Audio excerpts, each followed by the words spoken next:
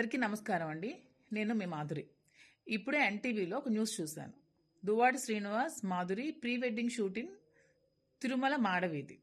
ఏంటి ఆ న్యూస్లో రాసే ముందు ముందు వెనక ఆలోచించుకొని రాయరా? నిజాలు రాయండి. అంతేగాని మీకు తోచింది, మీకు నచ్చింది ఏదో ఇతరుల మీద బురద జల్లాలని ఇష్టం వచ్చిన వార్తల్ని రాయడం అనేది చాలా తప్పు. న్యూస్ ఛానల్స్ అనేవి నిజాల్ని జనాలకు చూపించే విధంగా ఉండాలి కానీ ఇలాంటి చెత్త పనికిమాలిన న్యూస్లు రాయడానికి కాదు న్యూస్ ఛానల్స్ ఉన్నవి. నిజంగా మేము ప్రీ వెడ్డింగ్ షూటింగ్ తీసుకుంటే మీరు రాయాలి. సో ఇదే శారీలో కదా నాకు చూపించారు. శ్రీనివాస్ గారు బ్లూ కలర్ షర్ట్ లో ఉన్నారు కదా. శ్రీనివాస్ గారు నేను కలిపి ఈ డ్రెస్ తో నేను శ్రీనివాస్ గారితో కలిపి తీసుకున్న ఒక్క ఫోటో అయినా పోస్ట్ చేయండి. పోస్ట్ చేసి అప్పుడు రాయండి ప్రీ వెడ్డింగ్ షూట్ తీసుకున్నామని. ఇష్టం వచ్చినట్టు ఎలా అండి అలా వార్తలు రాసేస్తారు? మీకేది తోచితే ఏది నచ్చితే ఆ వార్త అది పెట్టేయడమేనా? అది యువతల మనసుల్ని ఎంత బాధ పెడుతుందో ఆలోచించరా? ఇది నా ఒక్క దానికి కాదు, చాలా మంది భక్తులు మనోభావాలను దెబ్బతీసే వ్యాఖ్యానాలు చేశారు మీరు. ఇవి చాలా తప్పు. ఇలాంటి తప్పుడు ప్రచారాలు మీరు చేయకండి. నేనంటే మీద చాలా చట్టపరమైన చర్యలు ఖచ్చితంగా తీసుకుంటాను. ఇది నిజంగా అయితే మీరు నిజంగా ప్రూవ్ చేయండి.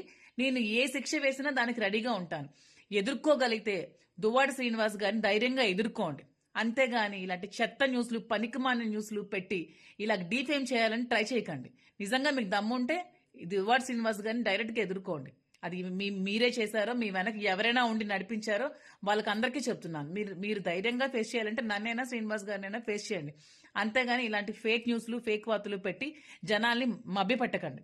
ఎందుకంటే తిరుమల తిరుపతి అనేది చాలా పవిత్రమైన స్థలం. దీన్ని ప్రజలు చాలా పవిత్రంగా భావిస్తారు. ఇలాంటి చోట్ల ప్రీ వెడ్డింగ్ షూట్లు అవి ఇవి అంటే వాళ్ళ మనోభావాలు కూడా దెబ్బతింటాయి. నేను నమ్ముకున్న దైవం, నా ఇష్ట ఆరాధ్య దైవం తిరుమల తిరుపతి వెంకటేశ్వర స్వామి నాకు చాలా ఇష్టమైన దైవం. నేను ఇప్పుడే కాదు బ్రహ్మోత్సవాలకి చాలా ఇయర్స్ నుంచి నేను బ్రహ్మోత్సవాల్లో పార్టిసిపేట్ చేస్తున్నాను. చాలా ప్రోగ్రామ్స్ ఇవ్వడం జరిగింది. ఇలాంటి తప్పుడు ప్రచారాలు చేయడం అనేది చాలా తప్పు. ఇవి మీరు ఖచ్చితంగా బ్యాక్ తీసుకోవాలి. మీరు అపాలజీ చెప్పాల్సిందే. లేదంటే నేను చట్టపరమైన చర్యలు ఖచ్చితంగా ఎన్టీవీ మీద తీసుకుంటాను. నేను కేసు ఫైల్ చేస్తాను.